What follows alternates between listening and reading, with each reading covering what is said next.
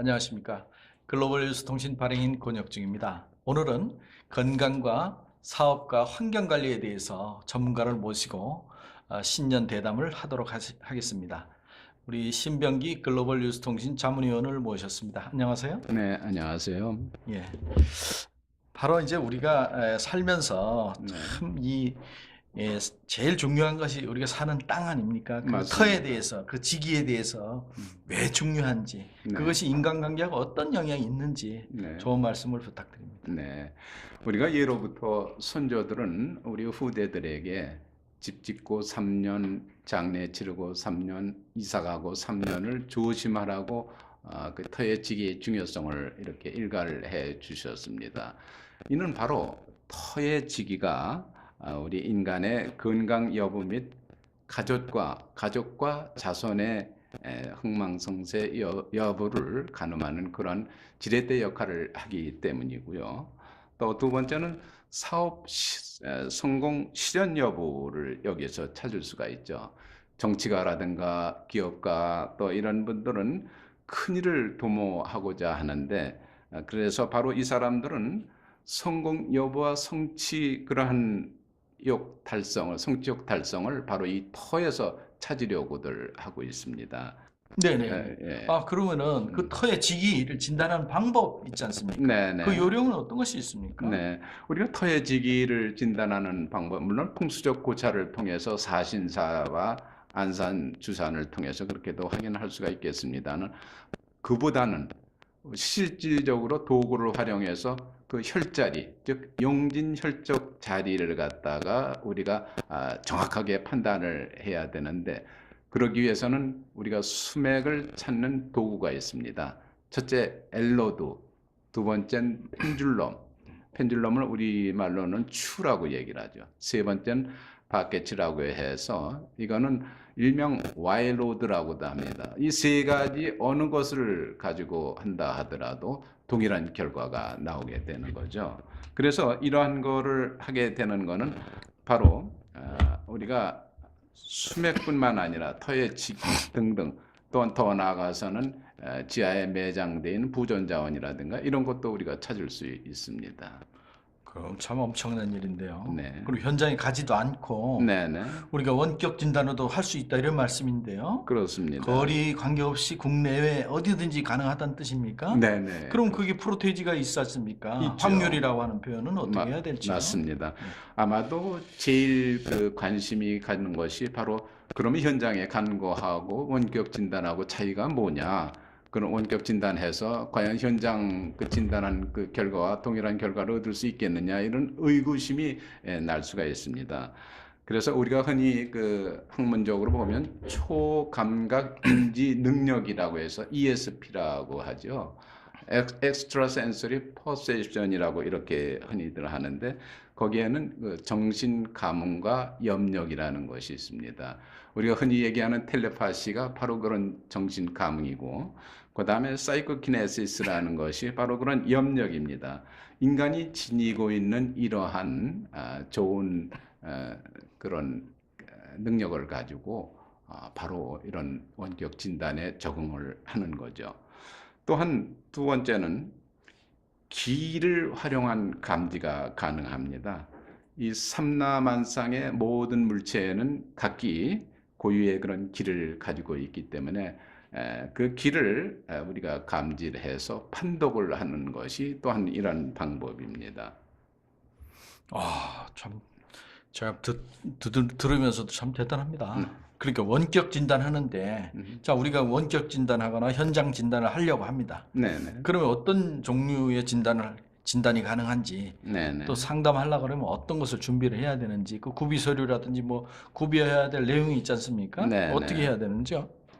우선 원격 진단의 그런 우리가 분야를 먼저 찾을 수가 있겠죠. 그래서 그거는 우리가 가장 흔히 접할 수 있는 그런 우리 가족이라든가 우리 친지 이런 분들이 하고 있는 주택, 그 다음에 아파트, 그 다음에 기업가 하는 건물, CEO, 집무실, 그 다음에 두 번째는 이사나 건물 이전할 때 이때도 또한 이런 방법을 통해서 할 수가 있고 세 번째는 그 환자들이 많이 거기에 집거하면서 보다 빨리 그런 병을 완치를 하기 위해서 노력하는데 이런 데 수맥이 있어서는 안 되기 때문에 병원이라든가 또 요양원이라든가 휴양소 또 어린이집 등등 이런 것도 물론 그렇습니다.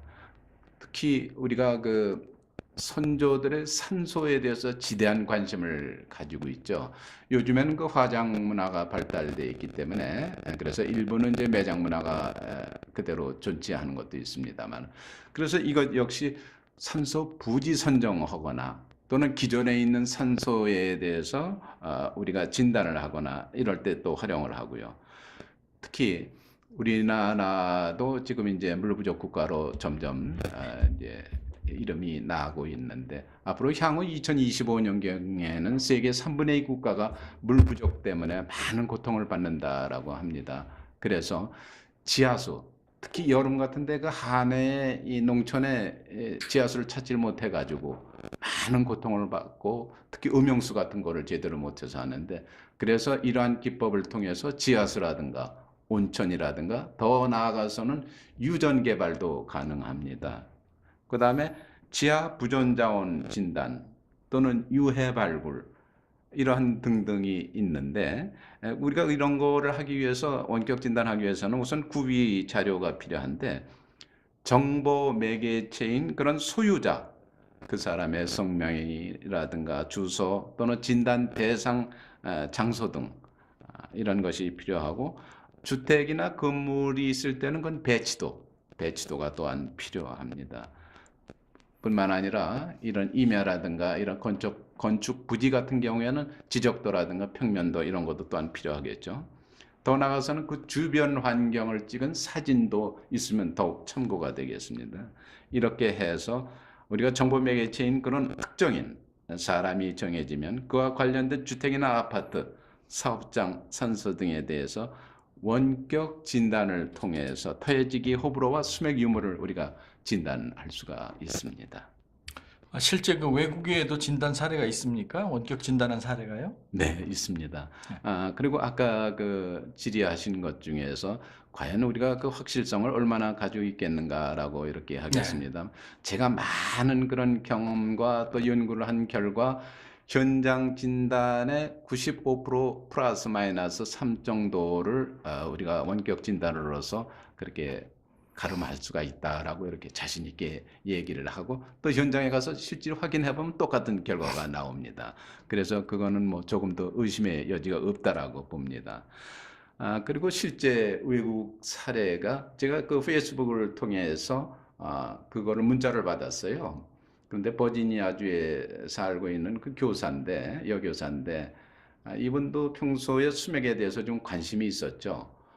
그래서 혹시 우리 집에 수맥이 있는 건 아닌가 해서 몸이 좀 찌뿌둥하고 늘 그렇게 안심이 안 돼서 그래서 자기가 가지고 있는 목걸이를 꺼내 가지고 한번 흔들어 봤더니 굉장히 심하게 이게 흔들린답니다. 그래서 그 수맥에 마침 그 재미 교포 중에 수맥을 잘하는 그 전문가가 있어가지고 그분한테 의뢰를 했더니 동판을 한번 깔아보면 어떻겠느냐고 그렇게 자문을 해줘서 동판을 깔았는데 그러면 어느 정도 효과가 있어야 되는데 제가 원격 진단을 해본 결과 거의 깔지 않은 거나 깐 거나 마찬가지로 교차 수맥이 그대로 흐르고 있었어요.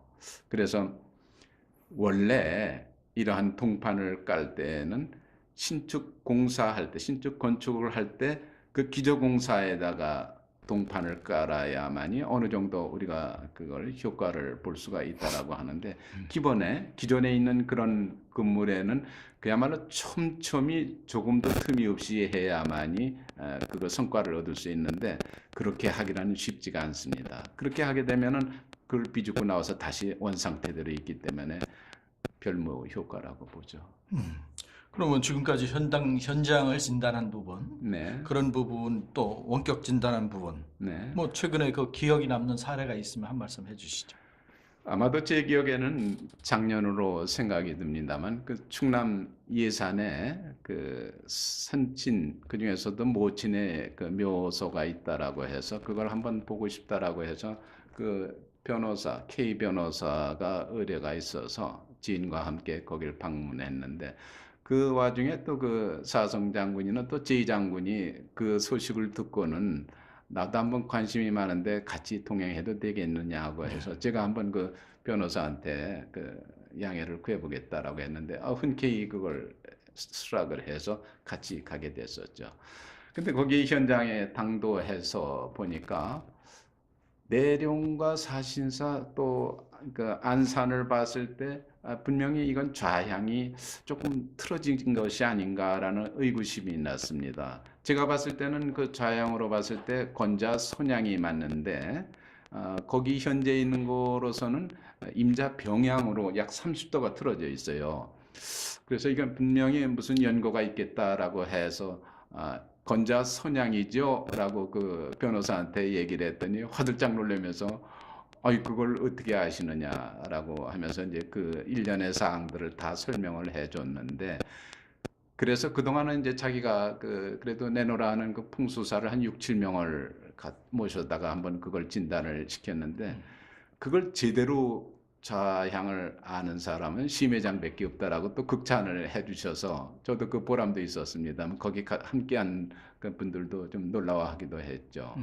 그런데다가 또 마침 그 내룡이 내려오는 끝자락에 거기는 보니까 또 수맥이 있었어요. 그래서 거기에서 한 1, 2m를 옆으로 해서 했길래 여기 수맥이 흐르네요. 그랬더니 그렇지 않아도 거기에다가 안치를 하려고 했었는데 이 수맥이 있는 바람에 약간 옮겼다라고 그렇게 얘기를 하면서 지금 부친 묘소가 좀 안 좋은 상태로 있기 때문에 나중에 계기가 되면 한번 더 모셔서 그렇게 이장을 하는데 이제 안심하고 이장을 하게 되겠다고 그렇게 또 말씀해 예, 주셨습니다. 사성 장군님은 장관급이 되는데요. 네, 네, 자, 그런 분도 같이 갔다 그래서 그 네. 신뢰성 부분은 저도 상당히 인정을 해야 되겠다 이런 생각을 하게 됩니다. 네. 이상으로 수맥 진단 기법과 풍수적인 고찰에 대해서 현장 진단하고 원격 진단에 대해서 좋은 말씀을 나눴습니다.